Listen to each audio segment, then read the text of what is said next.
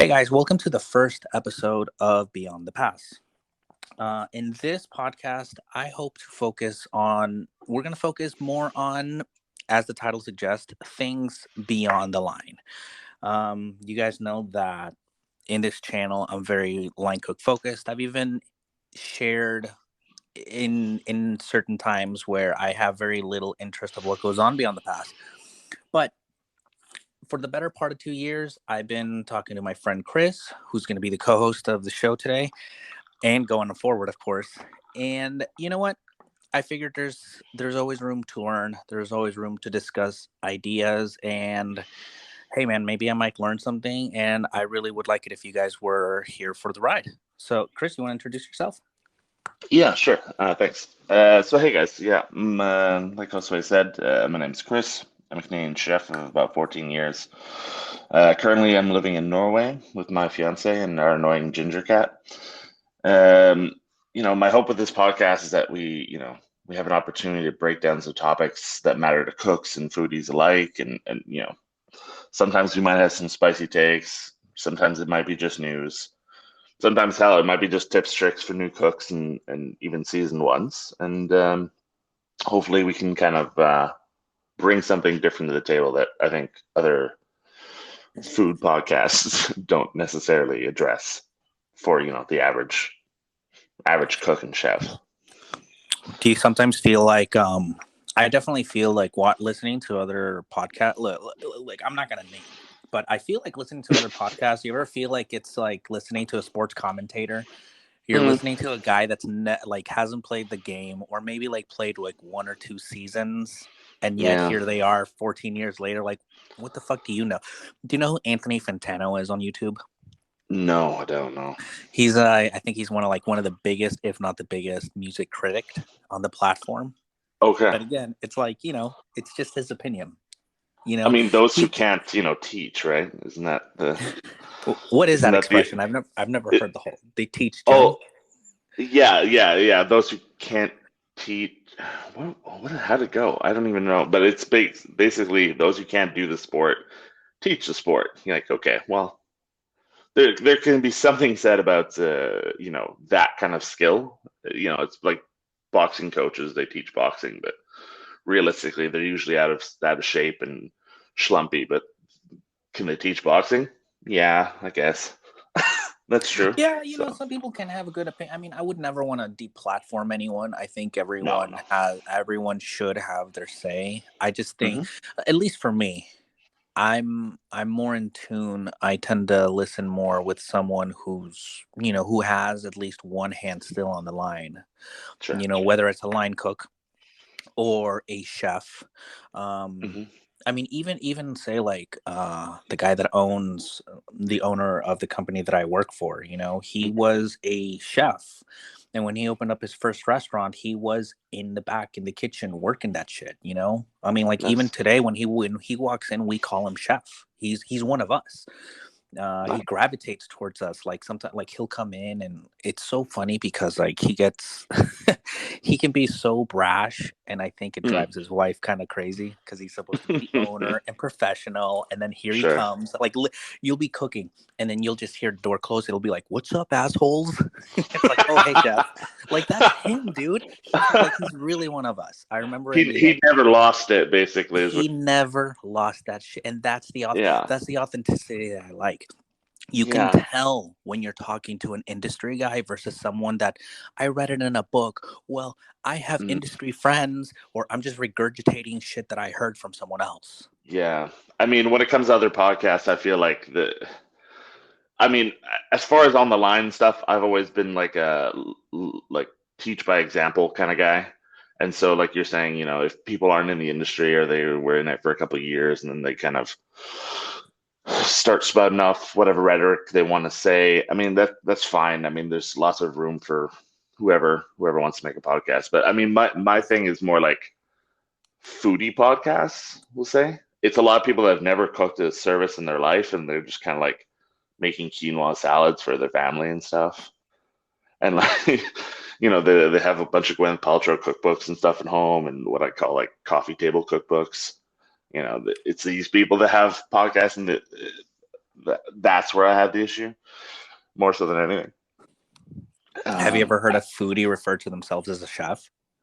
Uh, Sort of like when you have like TV shows like MasterChef or whatever, they, like, oh, I want Master to be Chef is the Master one Chef. with Gordon Ramsay, right? Yeah, that's the one where they take like I don't know, semi-professional home Yeah, I cooks. remember. Yeah, I think I watched like the first or second season. I remember it was Mm, like a guy. He was just kicking everyone's ass, but he was like a mm. home cook. And yeah, Yeah. I mean, he was good. He's good. He's not bad. But I think for me, it's more of that like just because you can cook doesn't Mhm. mean you're like. I guess it sounds like I feel like I'm gatekeeping kind of right. Like we kind of do gatekeep. Because we're here talking Yeah. about authenticity, and it's like, who the fuck are we? But you know who the fuck I am? I'm the guy that's on the fucking line, you know? Yeah. And so I'm not really going to apologize for that. But yeah, like, I don't know. I'm still going to listen to a guy that's been there, done that, rather I than mean, like one okay, shift, yeah. one Well, shift I at mean, Taco Bell, and now you want to come and talk to me about like bettering myself in my career and focusing on mm, myself. Like, that's very generalized. I could yeah. easily just say like, "Hey, Target employees, you guys got to take care of yourself because I know Black Friday can be very stressful, and you got to have a work-life balance."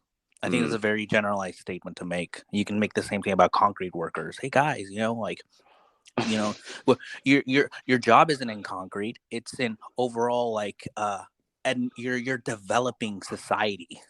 It's like, homie, that's not at all what it you're is. building Okay, foundations to the yeah, future, you're guys. building up this is so homie, no, no, no, no, no, no, no. i think For us, i like, you're just cooking lunch. I think that's what, yeah, I think, and I think that's at the very least of what I want to sort of accomplish with it. Like I said, it's like I never gave any thought to what Mm, goes on after the line, but it's like just talking through you, it's like, okay, I'm like, okay, I'll listen to this guy, and he's got good points. And but again, I think it's because you're in there, you're in the weeds with us. You yeah. were able to cross that bridge. And so I'm able to reciprocate and really listen to you. Because again, had you just been like, well, I worked in a kitchen for like a summer, and then like now I work at Amy's Kitchen, or I work for Stouffer's, Yeah. we're basically the same thing. I would have, no, this podcast would not be happening, Chris. I mean, food media is a whole different thing. Like we were talking about, the Master Chef thing, and there are plenty of home cooks that are really good at cooking meals for like one, two, three, four people, or a one-off dish for masterclass or whatever. But does that mean they can slap it out on the line, for 12 hours a day, 5 days a week, 6 days a week, and like do the grind? Because that's a different skill set. Like, of course, cooking is cooking, but then that's a whole different thing. And I feel like that's kind of where the line is, you know? Yeah, like we all, yeah, line cooking is its own, it's a very specific thing. It's like you can't compare, Mm. like, I mean, do you think fast food service workers, would you call them line cooks? Uh, I mean, I would call them short order cooks, you Because know? I was thinking about that. I'm thinking, like, okay, well, what makes me a line cook, right? I work on the line, I work on a Hmm. given station, I read off tickets. Sometimes I have an expo, sometimes I don't have an expo. Hmm. And then, are you familiar with In-N-Out Burger? Yeah, yeah. Oh, okay, so like at In-N-Out Burger, when you go through the drive-through, Hmm. the wall where they work, it's actually one giant window. So when you're passing your car, you get to actually see them working. And so Oh. like what's really cool is you see the prep area. They're Hmm. actually making the fries there from the potatoes. They're peeling the potatoes. They're making the fries.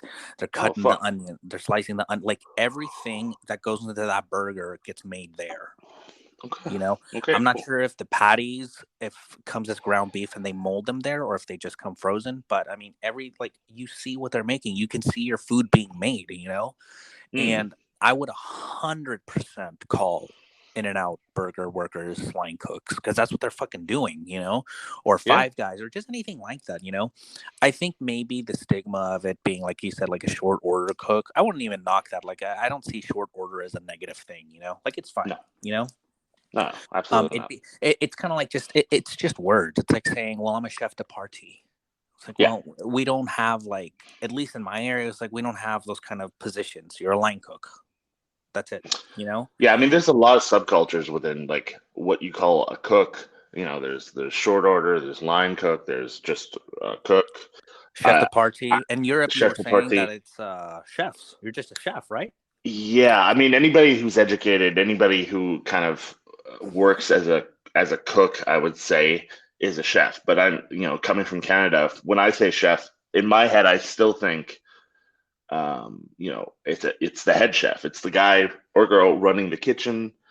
It's the one controlling the action, or at least the overarching, momentum in the kitchen. It's not like every person that just graduates from their culinary school or whatever, gets the title of chef, or they should earn so much or whatever, just because they went to school or whatever. For me, it's still a weird term. I mean, I'm not old school, but I'm not new. And I'm kind of somewhere floating in the middle, and I feel like when you say chef, it means something more. It's I wouldn't call it vocational, but it's a position rather than just a something you put as an occupation, you It's know? a verb. Yeah, chefing. Yeah, Chefing is the verb. it's something you do. It's a whole package. It's not just the cooking. It's the ordering. And Mm, I think actually in a recent video I said it's about taking multiple types of personalities, and in mhm. some cases these personalities don't might not even like you, and you got to put that shit aside, and you guys got to move as one fucking unit forward. Very true. To me, a chef is someone that can. I guess it's more sense, more than one. So Hmm. if you're like someone, like, I wouldn't call myself a chef if I was like going to someone's house and I'm just cooking a meal for them, or me and one Right. other person. I mean, I'd probably say like I'm a prep cook, but that doesn't sound so good in a resume or in a card. So I suppose that, in some instances, chef is just more of a way to spice it up a little bit. Yeah. Well, how do you feel about like private chefs? People like, they have Instagram accounts that do little catering events, little dinner party things. Are they chefs because they own their own business? They kind of do their own thing. It's their own What do you thing. They think of can call them? themselves whatever they want. Mm, Um, I don't think so. I wouldn't see it that way. Like, if you came to hmm. my house and you just, like I said, if you made like Thanksgiving dinner for us, I'd be like, oh, thanks, Chris. We have a private cook. If I would Yeah. say chef, if you're taking that from, if you're coming from the industry into your own thing, just the Mm-hmm. same way, like the owner of the company I work for, he was a chef, and to Hmm. me, because of the way he is, the consistency he's had over time, he's always going to be a chef. you Sure. know I don't think I think maybe this is a bit controversial what I'm going to say, but I think if you've been in the industry under 5 years, I don't think so, man. Like, you're like Mm, like you're still, I mean, think where you were in your fourth year, your third year, fuck, maybe even your fifth year. There's you don't have that, like, that base confidence that you need to at the very least move up in the industry. yeah. Yeah. No, I totally agree. I think it was around my fourth year actually that I felt okay. I'm confident enough that I can do do the do the bare minimum where I'm not holding anyone back. And I realize like people are gonna listen to this like it takes 4 years. I mean, I started when I was 23. I started what's considered late in life. So for me, it was always like I was playing catch up with a lot of guys that were already 3 years younger than me, or whatever. And for me, it's a little dance you got to do. And I mean, the confidence comes after a while. And I mean, every place is different. And if you stay at one place for 3, 4, 5 years, good on you. But I think especially when you're young, it's important to kind of jump around a little bit and experience different things. But everyone learns at different paces, and I think at around 4 years, I was okay where I felt like okay, I can do whatever they want me to do. I can tackle whatever needs tackling, and whatever. So Yeah, yeah. like this new restaurant that I got transferred to, Hmm. even though I had a very rough start, I would Hmm. say it's the first time I walked in and I there's a certain nervousness that I didn't have because a plancha is a plancha anywhere. I know that Yeah. whatever the dish is, it's just steps. Like Hmm. there's certain things I'm just not gonna be worrying about anymore. Like now it's just new stress. It's like stress that things that I've never had to think about, things that I've never. But if I was just there as a cook, I won't Hmm. even think twice about it. Like saute is just saute. I know how to work 13 tickets at the same time. It's not that serious. You Hmm. know, you want me to rush out like a certain order? I can figure that out. I'll do that. Hmm. If grill needs me to slow down, no problem. It just, but it takes time. That's what it is. So it's just, yeah, like I wouldn't. It's just weird to refer to yourself as a chef or just if you're after a certain time. And this isn't like, oh, so you got to pay your dues and stuff like that. You pay your dues to yourself. No one can Hmm. tell you when you're confident. Like I said, it took my sixth year or my fifth year before I'm like, yeah, I can go to any kitchen and I'm confident, I'm good. I can Yeah. move to the next state over, pick up a job, and I'm not gonna like worry like, oh my god, what if they don't like me? I know exactly how to, because it's line cooks. It's like a language, you know Sure. and you can tell when someone speaks that language fluently and when someone doesn't speak that language fluently, and it's the way you talk, the way you walk, the way you compose yourself. It's Mm. someone that's been in that kitchen where you're just being like verbally abused for 8 hours a day. You just have a certain thick skin. You don't have to Yeah. like it. I'm not saying it's right, but Yeah. there's a point. But like, I can now tune that out to focus on what fucking matters. I Sure. don't think Yeah. a year two cook would understand that, or they would understand that, but to put that in practice, completely different. I mean, like for instance, I mean, as a not even a year two cook, we just recently had an apprentice kind of go AWOL on us.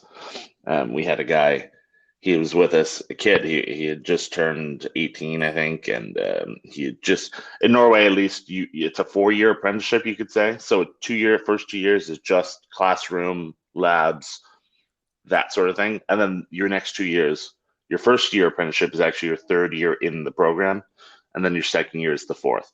So he was his first year apprenticeship, and he had worked like 2 weeks in the industry, and he basically came to our head chef after 2 weeks, and he's like, I'm not gonna do this anymore. And it's not that like he's quitting us. He's just like he found out the industry is not for him. He had uh, very little sense, and I mean, like, he's greener than fucking the virgin grass on the mountaintop and the Sound of Music. Like he didn't know anything, and that's fine. Like we all start somewhere, but he just didn't want to put in the time and effort. He saw the heat and the time, and It's not for he was everyone. like, no, That's fine. no, Can you no. imagine if that newbie in like 6 months later you found out he has a Mm. where he talks about like industry topics? I mean, he can go as a guest on a podcast and How be would like, but "This is how my can experience you in the imagine if industry." can you imagine if it was like, no, welcome to my channel where I'm here to mentor line cooks. And like, are you fucking kidding me? Bro, you didn't no. No. I mean, yeah, he had a problem saying behind and all sorts of stuff, and even after like several times, like, "Hey man, please, like, let's have some like I don't know about the States, but in Canada we a lot of times we say kitchen ears, kitchen eyes, listen and look around and be aware of what's happening around you, even if it's not for you. Just be involved in little pocket conversations and watch things that are happening around you. And he just no, and I get Yeah, it. Like, it's of course, if anyone's listening, of course, yes, he's green as fuck, and I get it. It's just, I guess on a personal level for me, it had been a while since I've dealt with someone so green.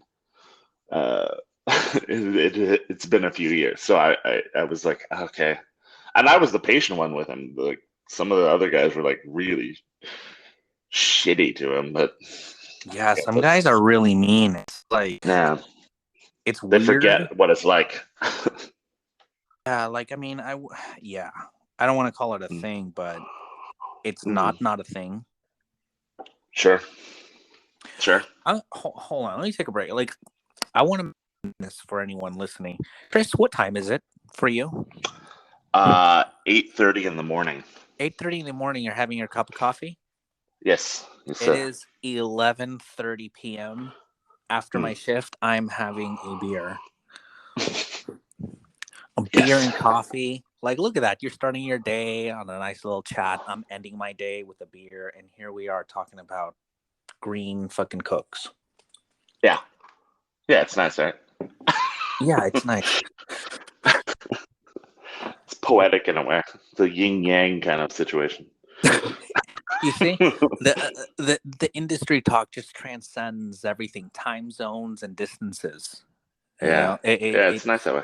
you can, man. It's I find it.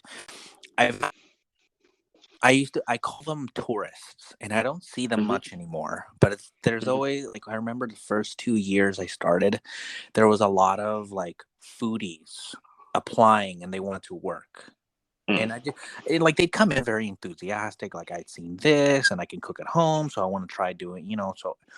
But it's like they realize really quickly, no one is going to ask you for your opinion as far as a recipe goes. Like, by the time by the time you know that there's a new menu item, the recipe has already been developed. You know, Yeah. you're just there to like repeat the process. You're essentially just a Xerox machine. Yeah. And that's not a bad thing, because in a way that takes a tremendous amount of skill to make every single dish look the same. And every Hmm. kitchen's, it varies from like the intensity from like Michelin star. It needs to look identical. I want to make sure. One of the most impressive dishes I've seen. I don't know if you've seen this, but I don't know Mm. who does it. It's like, it looks like a Rubik's cube, and each cube is an ingredient or like a different Oh protein. yeah, it's a tuna cube or something, right? Like there's an Yeah. avocado, and tuna. There's whatever pickled something or another. I I don't mean, know what. the only reason that impressed me is because like there was like a zoomed in picture of it, and it just reminded me of like those like ancient Incan Aztec things where it's like you can't even fit a piece of paper in between them. That's just impressive to me. Like, I wouldn't Yeah. mind learning that, getting perfect little cube cuts. Oh yeah. No, I mean I've seen that. I was like, wow. I mean, it's what I consider like busy work. It's what I call busy work. In places like Noma or whatever, or these really high-end places, they have a lot of stagiaires. And for anyone listening, that just means free labor. Essentially, they come for three. Free labor. Super free labor. Super free labor with you're getting paid in exposure and education, apparently. And if you're So lucky, he'll get in your face and yell at you. yeah, exactly. So they're basically there to pick herbs, do what the chef de parties don't want to do, all the busy stuff, form like radishes in the shape of delicate flowers and this and that, and that's kind of a lot of their jobs. It's So like, that's would you consider that an externship? I think that's what I haven't heard that externship thing before. Like I think Justin Khan, I remember mentioned that. Uh, I think Yeah, it's that's states exactly that where you I get heard it called from. internship. Yeah, I think that's the same thing. Canada's being more French based. We call them stagiaires or stages. So Yeah, we call it yeah. stages. I learned from him the term. What was it? Trail. I'd never heard a stage referred to as a trail. Mm, My mentor has. Like, I asked him, I was like, "Is that a weird thing?" He's like, "No, no, no. Some places call them a trail because you trail behind someone. I call it a stage because you suck and you just follow some guy because around you like a suck." fucking dog, like a little puppy. Yeah, exactly. I remember, Yeah. like, my first fine dining stage, aside from just putting out orders, the Hmm. entire time I was putting out orders, the guy was just talking shit to me in Spanish. Like, the entire time. Like, I wish I could have like captured Does that. he know you speak Spanish or does? Oh no, he knew. The moment he Oh, knew, it was done. And he didn't know how to like read or write in English or speak English. So he Oh, just okay. knew. So it's like, imagine if you just know certain hieroglyphics. Yeah. Like that's all he knew. He just knew that like a certain order had a certain type of words or looked a certain way, and that's what he Uh, knew. But yeah, like uh, every time he'd like just every ticket. But it was just like I didn't mind it because he was pointing out things that I thought were valid. Like you're putting too much dressing on that. That's too many yeah. leaves. That's too Yeah. much. But it's like if you would have seen it, it was just like he was really picking a lot, like really splitting hairs. But it was Yeah. valid. Okay. It So was that kind of those kind of people I usually call blunt instruments. They're very good mechanically and they can do their job, but like anything past the basics of their job, they they don't thrive in that space. They kind no. of, He would you not. know, He was never interested in moving to another station. yeah, He lived yeah, on pantry. That's all he cared about. He yeah. didn't even. He was actually known for taking out the recipes to his station and just throwing them away because in his view, he knew how the chef wanted it done, and that's it. Okay. And I mean, in his defense, the chef really took his side a lot. And in some instances, I don't agree with this, but he took his side over the sous chef's side. Ooh. Like I didn't really like the sous chef. I thought he was like young and cocky. Hmm. But in all fairness, he had his own thing he had to deal with. He had to deal with like a kitchen that didn't like him. One specific cook that literally didn't do whatever the fuck he said. And if he said anything to the chef was like, "Well, you know what? He's a really good worker. He's been here for like 7 years. You know, eat a dick." Yeah. Okay. That's wow. That's incredibly shit. I mean, there's places like that, man. Like that's when I learned. Sometimes it's not about if people like you; it's just if you're good at the job. Which, in my experience, it's always been the opposite. Like you can be 100% correct in an argument, but if people don't like you, it doesn't matter. It Oh doesn't yeah. work like that in some kitchens. You can be the shittiest human being, but you can Uh, thrive if you're good enough. yeah. Okay. Yeah. I mean, I've always been in I came up my first like real kind of job when I was doing my apprenticeship and stuff. I was in this French bistro back home, and the owner slash general manager, it's a husband and wife team, and fantastic people, super nice, very good at managing people, and very good at mitigating problems. And his big thing was always you hire for personality because skills can always be taught. But if you don't get along with these people, if you don't like them, then what the fuck is the point? 100, dude. That is the best thing I've ever heard. 100%. Yeah, yeah, And then I'll like even put it onto you where it's like, dude, if you can't teach someone, are you really as good as you think you are? You yeah, know, like you should be able to pass on the information.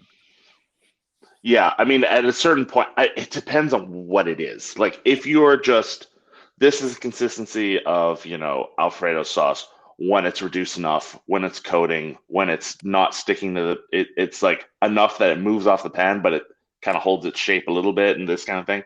There's something about that, but like cutting and stuff, that kind of comes on them. Yeah, You you know. have to bring something to the table, but Yeah. it's a two-way street, but I Mm. think we set the tone as cooks to a new Mm. person. You're setting the tone, like, and I think if the Great. person feels encouraged or supported, they Mm. want to do better. You know, like my chef a few weeks ago, he was just telling me is like the best thing that you could do as a cook or like a chef. I'm Mhm. not going to word it correctly, but he basically said you don't want your cooks to fear you. You want them to fear disappointing you. So that way, when Yeah. they fuck up, they feel like my won't yell at you. He just knows Hmm. like you should feel bad enough. You know, like when I forget shit, he never yells at me. He just because he already knows that inside I'm fucking dying. What's the point of making me Yeah. feel more like shit? I'm never gonna do that again. Yeah. You know, No, for I me, think like, no, go ahead. yeah, no, for me it's just like as long as you're not repeating the same mistake again, make the mistakes Mm. you need to do, man. Like it's gonna you can tell when someone gives a shit and is trying. You can tell. Mm. Yeah. I mean, for me, like when fuck, like when I was young in the industry, I mean, I still don't like it, but I've learned to kind of internalize better. But I hated fucking up. I hated overcooking a steak. I hated, fucking up the fish or whatever. Like I never had to get shouted at because everyone visually saw that I was very fucking angry at myself. So I was never that way. But I agree. Like it was one thing I think one of the professors or chefs at school said to me was, or to the class, but it was, if we win, if the service is perfect and everything's great, it's on you guys. If we fuck up, it's on the chef. And that in turn, if you don't know something and you fuck up, that's my fault, not yours. And It's an and it's true. industry based on accountability. Oh yeah, for sure. Everyone needs to hold themselves accountable, and if you Hmm. can do that, then oh man, no, because you're absolutely right. Like, yeah, if service is bad, I'm not blaming the cooks. Mm-mm. If it's me, did I not call out the tickets? Did I communicate? Did I not look at the pass and think like, oh hey guys, this ticket needs to be going out, this is 20 minutes late? Hmm. Like, I'm not just standing around, like, especially now being a lead, I'm not working stations, but I'm bailing out people. So if I see like we have a like our older guy, Hmm. and he sometimes has trouble. Like, dude, today back to back, he dropped 2 plates within like a 10-second period. Hmm. Or like yesterday, he Okay. was just making like very simple mistakes. Like he wasn't looking at the mods and stuff like that. It's fine. I'm not mad at him, because I know Hmm. he tries his best. He's doing the best that he can. So what did I do? I went to go help him, make sure he's all set. And once I felt he was back into his confident area. Okay, then I just let Then him we good. be. Yeah, then Yeah. we're good, man. I think it's the ones where they're just there for the check. I remember one cook was on his break, and another guy was just talking to him. So like, he's like, "You don't like working?" And he's like, "Man, I literally just come here just to get it out of the way." And you could, yeah, Wow. he's like, "I show up just to get it out of the way." Dude, the way he worked, you could tell he didn't give a fuck. If it went through the if it went through the dishwasher, it was clean. Yeah. And even if it wasn't, whatever the fuck ever, he'd Wow. leave to go do whatever the fuck he was going to do for 20 minutes. It's just wild. Wow. But Wow. I Wow. mean, Wow. but again, like, people that care, people that want to put in an effort, man, Mm. why would you? And my chef's the same way. My two previous chefs were the same way. They wouldn't yell at me because they could tell. I'm trying to Mm. better myself with that. Like, ever since my anxiety attack, I can't keep like being that hard on myself No. when I make a Yeah. mistake. Like, I have to really just tone it down. It is what it is. Everyone makes mistakes. Yeah. I mean, like this just reminds me of that French bistro again. Like I did my apprenticeship eventually because of the timing and stuff. My sous chef was leaving. They offered me a position after I had graduated and all of this, and I had been there for a couple of years, and I was like, okay, well, I don't know, whatever. I put it off, and then I was eventually doing the job anyway, so I took it. And I was doing it was a really busy lunch. I was pulling a double, but I was there on the pass. I was, calling out orders, blah blah blah. The girl on the garde manger, the cold station, kind of was crashing the line. It was kind of a rough service. It was messy as shit, and whatever. After service, I took her outside. I just like, is there anything like that I did that fucked you up? Is there anything that like I could have done differently? Like what happened? She just like broke down and started crying. I was like, it's okay. I'm not mad. I'm just trying to figure out if I fucked you up or, because I'm still new at doing this. And she was planning her wedding at the time, and it was a bunch of stress shit, and she just wasn't focused at the end of the day. But at the same time, like you were saying about somebody completely doesn't give a fuck. That at the same time, there was another guy. He called me, but this was a different time because I wasn't sous chef at the time. But he calls me at like almost 3 in the morning. He's like, "Oh, I'm not feeling good, man. Like, can you cover me?" I'm like, "Dude, I work beside you. I'm on the grill beside you. Call the sous chef or somebody because I can't fill in for you. I'm already there." What the bro, call the But chef? Why the fuck is an employee calling another employee? Yeah, not just that, but he was the guy who always wanted to leave early, but also complained about fucking needing to get paid more. So he was that kind of guy. He was just like a burnout that just like I'd wanted do it but more if didn't I want got it. paid more. Yeah, which is absolutely like I know this is probably a whole different topic for a whole other podcast, but when people say like, oh, chefs need to get paid more and stuff, or cooks need to get paid more, to a certain extent, yes, I agree. But it's people don't naturally just all of a sudden like shoot up in efficiency just because they're getting paid more. Absolutely not. That's not the way people work. That's Mm-mm. not the way people work. People I are mean, I gonna agree put in they need to be paid more, but no. People yeah. are gonna put in that work. Are gonna put in that work regard. It's just in them. You Mm, know, like there's just certain things like I just can't do. Like it cringes at me. mhm, Like cleaning. I cannot go into a kitchen and just not clean.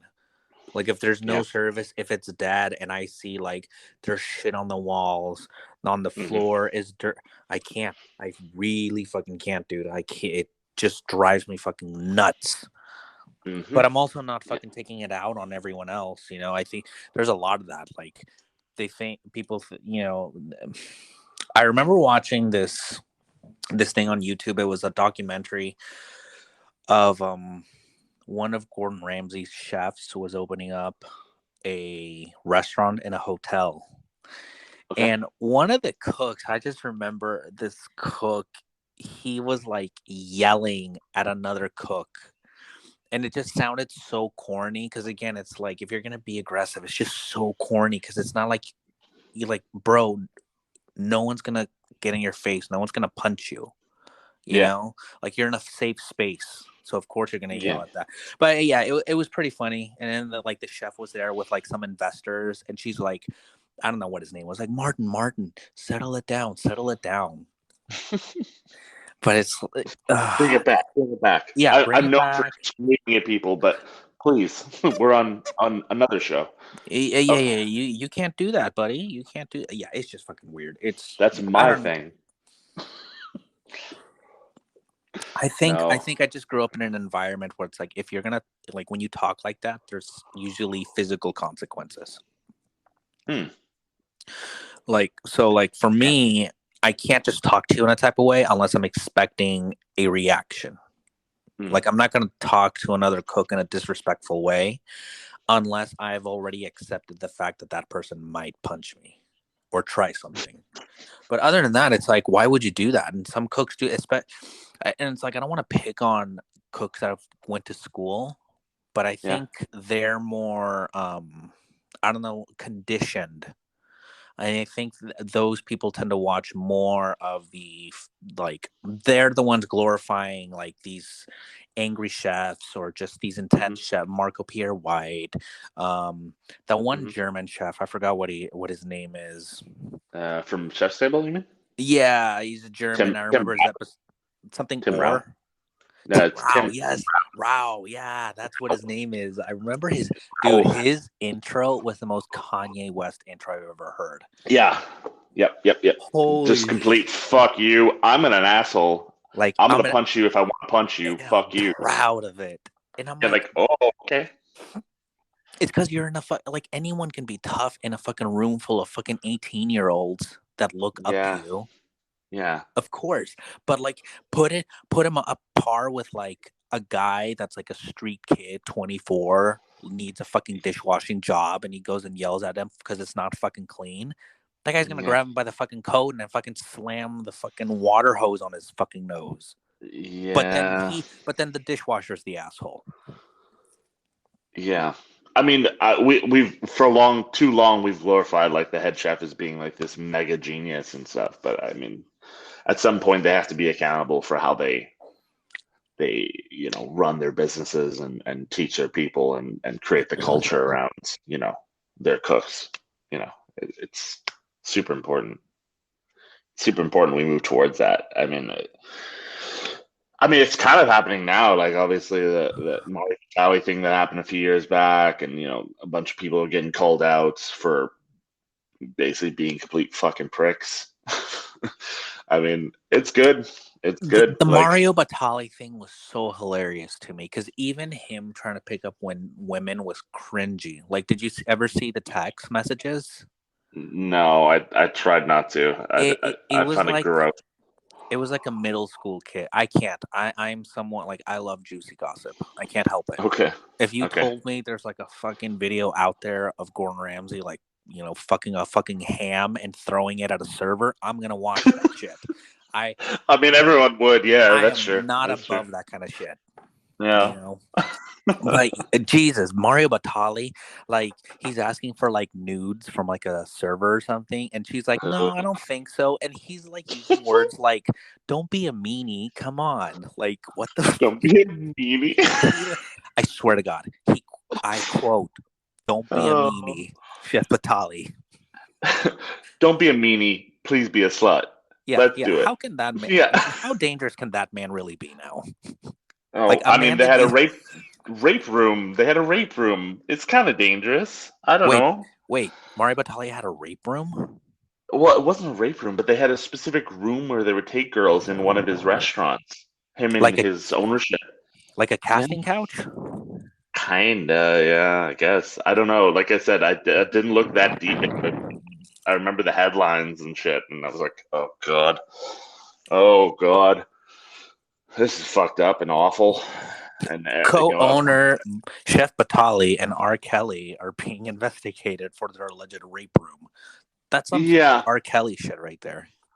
Well, I mean, some people just get a pass. Like, I mean, Joe Rogan's being raked through the coals right now for his thing that's going on. But, they have a bunch of Bill Cosby shit on Spotify still, and they still play R. Kelly on there. And it is what it is. I guess they're allowed to do what they like, but It's people have to listen, be what consistent they with did their was outrage. wrong. What they did was wrong, Sure. but they made a lot of money, and they're still making a lot of money for people. They're fresh out the kitchen and they're making money for people. That's what's that's what's Exactly. happening. Exactly. I mean, when you got that kind of money, people will move heaven and earth to protect what the golden goose. I mean, there's money and there's fuck you money, and that's fuck you money, basically. I mean, in all fairness, Jeffrey Epstein had fuck you money, and that didn't help Yeah. him out much. I mean, yeah. I mean, that's true. I think Someone got to him. um, I'm gonna quote what is it? Kevin Spacey, who's another dirtbag. Yeah. But did you ever see House of Cards? I got through the first 4 seasons and I just stopped. I don't know why. I It was just probably stopped. for the best because they killed him Okay. off season. What? That's how they wrote. Like, okay, because like all his like rapey shit came out, and then they just like they didn't even write him out. They're like Kevin Spacey exits at the top of the season, and they go, The okay, season begins with I think with like some sort of presidential funeral or like he had died, and so off season. he had died off season, and so because his wife was president, and it was just kind of like they just wrapped up the show basically. They're like, And we don't really have a show without him, but we can't go with him, so we're just gonna keep it going. bye. We're just gonna go for another season 2, and then Can you very imagine if they did that with Breaking Bad? Like you're gonna write off Walter White off season. yeah, it's just about Jesse, It's Jesse just and about Weasel. Jesse. Just I mean, that was what the movie was. That was what the movie was about, El Camino. yeah, that's true. That's true. And I actually didn't watch that though, but I know that's what it's about. It's just about Jesse coming to terms with everything or whatever. So yeah, I mean, the thing is, like, I'm a little, I guess I'm a little old school that way. It's like all the alleged Michael Jackson uh, child diddling. I still think the music is fucking banging, and whatever. Like that, all despite everything, I'm still gonna listen to his music. I mean, I'm not a big R. Kelly fan, but whatever. isn't that weird? How like you can be a piece of shit, but if you make something that's so amazing, people will Mm. just like look over your piece of shit. They'll be like, "Oh, you're a piece of shit," but I like your product. I mean, I like to think, especially when you get to a certain level of fame and infamy, or both mixed into one, I just assume most people are pieces of shit because money and fame corrupt people pretty easy. The viewpoint of them becomes very corrupted, and I just assume they're not great people off camera and to their friends or in texts between like their their staff or whatever. Like I just assume, like Ellen, for instance, everyone's like, oh, Ellen's like everyone's best friend, and then she's just this horrible fucking person, apparently. Okay, fine. Like, I'm not surprised. When everyone's like, Ellen's awful? Yeah, What? that's so weird. What? Not our Ellen? Not not America's favorite lesbian? No, no. I like, okay, fine. Like, I'm not surprised by that shit. Like, same with You, like head chefs and stuff. Like if they're shitty people, I'm not like, yeah, okay. Like shocker, I guess. you know who would have been a great chef? Like when I read about the kind of stuff they did and everything about them, I think is like that's a very chef thing. Is Steve Jobs. Yeah, probably. Yeah. Like like if I were like if you were just to read like the way like people's opinions about him or the way he treated people without context, Hmm. it sounds like a fucking chef. Like from beginning Yeah. to end. Like, Yes. oh, you're not gonna do this that follows my fucking dream? Get the fuck out. Take your shit and leave. But chef, it's literally impossible. Yeah. I don't know how to like freeze steam. Fuck you. Yeah. You're fired. That's gonna be Alinia's next big thing. Yeah. They're gonna figure You out just how to invented freeze their new steam. dish, man. Just invented their new dish. Frozen steam. There you go, frozen steam. And it's like Yeah. we fired 7 interns who said it couldn't be done. Look at us now. Look at us with our frozen steam. It looks like a swan that you put in your mouth, and then it just like blows up into just like dry ice kind of fog. And you're like, wow, that tastes like nothing. That's You know good. what's really petty? This is what's really petty about me. The only thing that turns me off about like fine dining at that level, like French, Hmm. I'll do French Laundry because it's the closest one to where I live Yeah. when it comes to fine dining. One of the things that kind of turns me off about it is the clientele, because I've Yeah. noticed that like the higher up you go on like the dining scale, the Hmm. shittier the customers are. I mean, you can have shitty customers at a diner, but Sure. it's a whole other level of douchiness, you know? Yeah. Because and then when you have people like Alinea or French Laundry, you know you're dealing with politicians, with local celebrities, or just celebrities in Hmm. general, and it's Hmm. just like I can't like. There's just people like I've never met them, but I just would not want to serve them food. I mean, yeah. I mean, I guess I mean, this could be its own topic for another podcast for Michelin stars and the whole thing. But I mean, my thing, it's just a big mixed bag of like. I assume there's a big mixed bag of people either are rich as fuck, want to spend like $1,000 for lunch, just want to, be seen at a place, celebrities, whatever. And then there's people that are kind of foodies, like and appreciate food, and just saved up an entire fucking year for a 3.5 hour, 4 hour meal. I And I appreciate mean, those people. you Like know, I don't think I'm in a financial situation where I can do that. But something like sure. that, I love that. I love it because you know that person is gonna appreciate every fucking moment. Everything. Mm, If I saved up the money, first off, just saving up money to go to the fucking French Laundry, hmm. the moment I get out of my car, I'm like Hmm. appreciating every moment. Like I'll be appreciating things that probably weren't even intended to be appreciated. Oh my god, this concrete is so good on my feet. Look at this door. You know they had to think it through. That is craftsmanship. Yeah, this is real craftsmanship. I don't give a fuck if it's from Home Depot. The Real guy American oak. I like it. exactly. I'm like, look at this paint. Where did you guys get this paint? Did you guys fly it in from Italy? I mean, that's probably true. I mean, yeah. I mean, I'll play devil's advocate in a small way.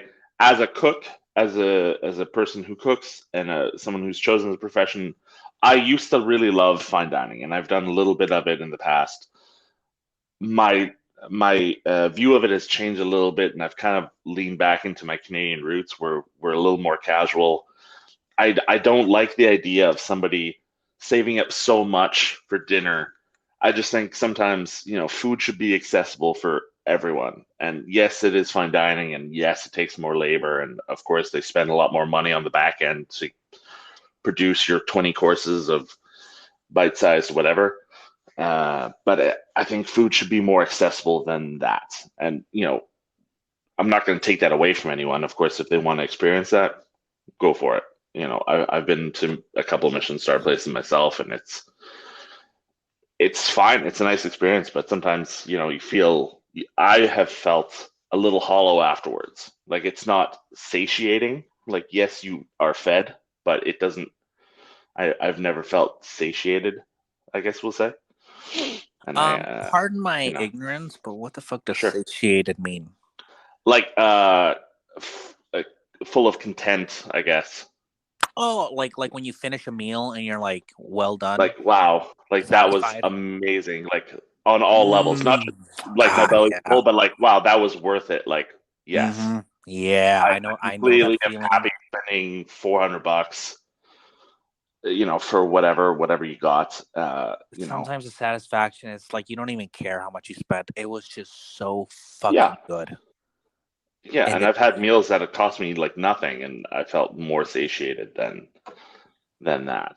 So I mean, I guess it just depends on the place and where you go and things like that. But yeah, I think that's a good setup for the next episode. Like that is the perfect setup for the next episode. Michelin stars and whether or not they're worth it. Yeah, no, because you're right. There's so much to like.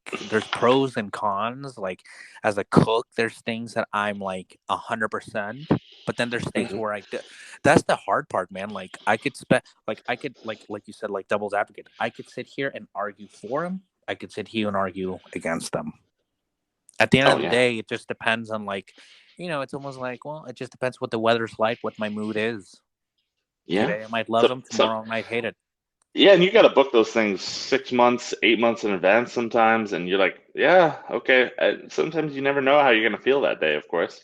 Not sometimes. You never know what you're going to feel that day.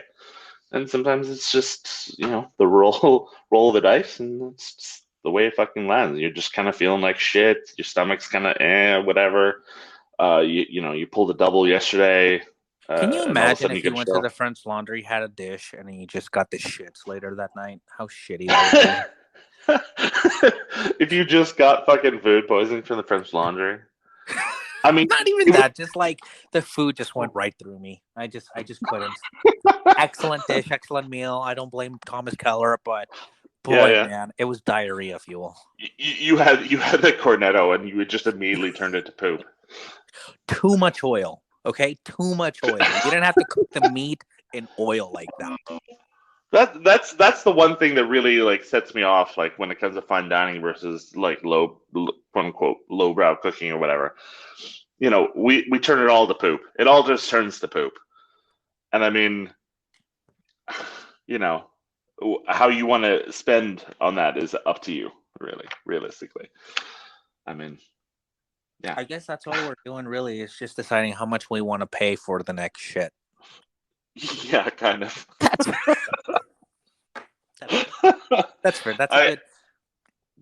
Oh god. Okay. On that note, I think this was a good first episode. What do you think? Yeah, I think I think this was a good first episode. Poop now at this point, so I think we're good. Yeah, I think we're good. So I'm going to say this was a good first episode. I can't wait to talk to you more. Yeah, man. And do you have some? Wait, hold on. Let me get I got the hiccups. Oh yeah. I got a bad for recording. No, it's because I'm drinking the beer, so now it's giving me the hiccups. Okay. Do you have a social media way people can get a hold of you? Yeah, I'm at Beyond the Pass on Twitter. I post a lot, I guess. Not usually it's hot takes and spicy things, but it is what it is. I do have a TikTok, but I don't update it all that much, so it doesn't really. And you really matter. That's one thing we left out. You bake bread, and that's one of my favorite things to look at. Yeah, it's one of my favorite things to look at your TikTok or your Instagram. That's Mm, also Beyond the Pass. Yeah. yeah, it is. Yes. Yeah. Uh, Yeah. I So shouldn't have started that TikTok though. Done it, but whatever. We're it's here now. good, man. All right, Mm, great, man. This was fun, and yeah, we'll see you guys next. See you guys next week, right? We're gonna be uploading every Monday, right? yeah, that's the plan. At least we That is the record. plan. Every Monday. Stay tuned. Yeah, Chris and I will be talking different subjects. So thanks. If you like this, please hit the like button. If you didn't like it, hit the dislike button. It's all the same to us. Leave a comment down below. Subscribe. Tell your friends about it. Hit the bell if you want to be part of the notification squad. And thanks for joining us. And that's the first episode, Chris. boom.